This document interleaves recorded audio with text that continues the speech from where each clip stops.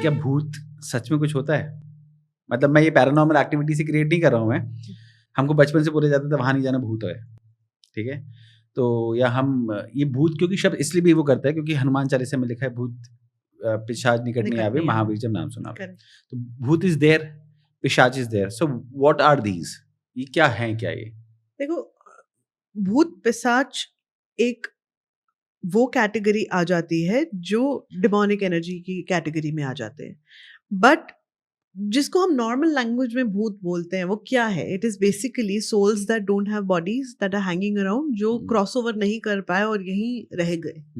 That's what we call as soul, spirit या भूत, जिसको हम बच्चों को डराने के काम में लेकर आते थे. ऐसा बोलते थे वहां नहीं जाना. अब तो नहीं, आज के पेरेंट्स यूज करते बट हमें बहुत यूज करते थे कि उधर नहीं जाना तो भूत है. वहाँ भूत है. हाँ.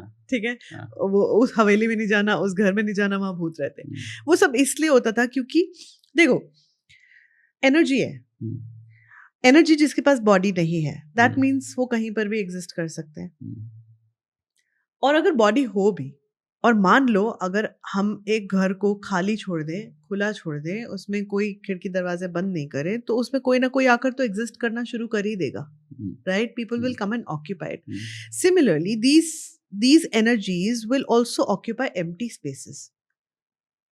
तो जिन जगहों को हम बोलते हैं ये खंडर हो गए या ये हॉन्टेड जगहें हैं, क्वाइट पॉसिबल कि वहां कुछ ऐसी एनर्जीज हो जो क्लियर नहीं हुई, जो वहीं रह रही हैं या वहीं एग्जिस्ट करती रही हैं बहुत समय से, या आकर उन्होंने ऑक्यूपाई कर लिया. So that's what it is.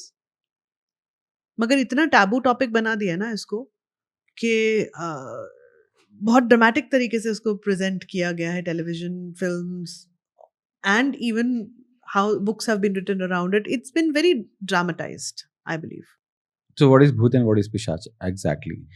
According to the I don't even want to get into that energy. Let's call it energies that don't have bodies, which we call entities. ठीक है? Entity can be any identity. You and I are also entities. Now here we are talking about any energy that does not have a physical body and that we cannot see with our physical eyes, but we can only sense their presence. Okay, बोला जाता है कि may be possible कि इस room में भी अभी 100 entities हो सकते हैं. Quite possible. होंगे, बिल्कुल होंगे.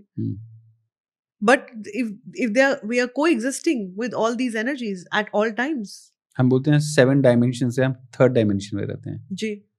और 7 डायमेंशंस तक हमको कुछ पता भी नहीं कि कहाँ क्या चल रहा है. 12 डायमेंशंस. Okay, 7 भी नहीं है. I'll correct myself. 12 ठीक है, dimensions. मगर ये कौन से डायमेंशन के बीइंग्स हैं हम नहीं बता सकते कि हमसे लोअर हैं या हमसे हायर हैं.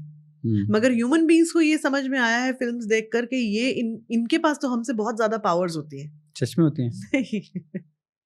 ऐसा नहीं है, जरूरी नहीं है. जिस मूवी में दिखाते हैं कि उन्होंने वो ऐसा कर दिया, बेड ऊपर चला गया. हाँ, एनी एनर्जी उसका एक चार्ज है. ठीक है. अब वो एनर्जी आप कैसे सेंस कर सकते हो? एक एनर्जी जिसका फिजिकल फॉर्म नहीं है, क्या वो फिजिकल फॉर्म को मैनिपुलेट कर सकते हैं? टेक्निकली अगर समझा जाए तो क्या कोई एनर्जी जिसका फिजिकल फॉर्म नहीं है वो इस फिजिकल टेबल को मूव कर सकती है? नहीं. वो प्रोबेबली इसमें से इसके अंदर से पास ऑन हो जाएगी ना. मगर क्योंकि हमने टेलीविजन और फिल्म्स में ऐसा देख लिया तो हमारा दिमाग वैसे ही इम्प्रिंट हो चुका हुआ है कि ये एनर्जीज हमसे ज्यादा पावरफुल है. Not necessary. And let me tell you one thing, that it's not so difficult to clear away these energies, but जितना उसको ड्रामेटिक बनाकर एक रिप्रेजेंटेशन करी गई है, इतना टैबू बनाकर और इतना भयानक दिखाकर और इतना हॉरर दिखा के, इट इजंट दैट हॉरिबल. ठीक है. हम स्पेस क्लियरिंग करते हैं. कोई ऐसी जगह है जहां पर कोई नहीं रह रहा है,